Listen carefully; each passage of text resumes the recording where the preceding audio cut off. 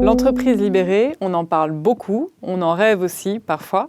Ce que je vous propose de voir aujourd'hui, c'est l'entreprise libérée. Est-ce un mythe ou une réalité ? Aujourd'hui, l'entreprise est confrontée à une double contrainte. D'une part, elle doit réinventer ses business pour répondre aux enjeux économiques, aux nouvelles exigences et attentes de leurs clients, à l'arrivée du digital qui transforme aussi beaucoup de sujets, d'expériences, de produits et services.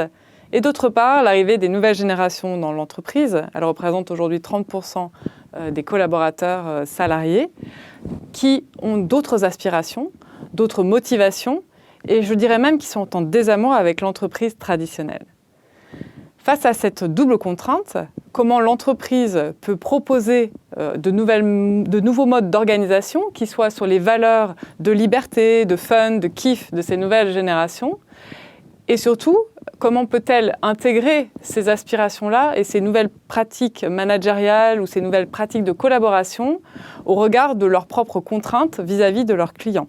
Sachez, dans un premier temps, qu'il n'y a pas de modèle figé, il n'y a pas de recette toute faite. Il faut vraiment tenir compte de l'histoire de l'entreprise, de la culture de l'entreprise, de ses valeurs, de son ADN, de la personnalité du dirigeant qui va influer fortement justement sur cette culture d'entreprise.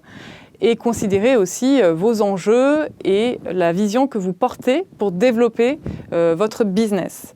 Donc, premier point, soyez en écoute et à l'écoute de vos collaborateurs, de vos clients. Vos collaborateurs sont vos clients internes. Soyez à l'écoute aussi de vos collaborateurs et de vos clients externes. C'est essentiel pour donner du souffle, donner de l'espace et proposer de nouveaux terrains de jeu à votre entreprise, à vos équipes et également à tout votre écosystème. Deuxième point, on a vu qu'il fallait observer, écouter pour s'adapter et trouver des nouvelles réponses. Là, ce que je vous propose, c'est de passer de l'idée à l'action. C'est essentiel, si vous voulez libérer votre entreprise, de pouvoir rapidement mettre en œuvre ou tester sur un projet expérimental. Prenez un projet qui est simple et qui pourrait aussi mobiliser un grand nombre de personnes, quel que soit le niveau de responsabilité, quel que soit le métier, quel que soit le service. Un exemple très simple, c'est le digital ou l'expérience client. Ce sont des thématiques qui sont très transverses au sein de l'entreprise, qui permettent facilement et aisément de mettre en place des groupes de travail pour faire réfléchir vos collaborateurs. Pourquoi pas amener des clients ou des jeunes, des nouvelles générations, des étudiants à réfléchir avec vous à ces enjeux-là et finalement à structurer des projets et à les mettre en œuvre pour permettre de travailler différemment, en matriciel, en transversal au sein de l'entreprise. Troisième point, vous commencez à être à l'aise avec le lean managérial.